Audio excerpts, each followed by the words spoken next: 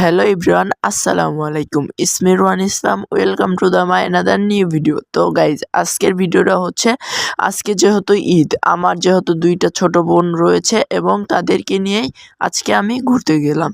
তো ঘুরতে যাওয়ার সঙ্গে আমার বাসার সামনে যে রাস্তাটা রয়েছে সেখানে গাড়ি পাইনি এবং তার জন্যই আমি মেন রোডে গিয়েছি এবং আমার সঙ্গে আমার এক ছোট ভাইও গিয়েছে, এলাকার এক ছোট ভাই।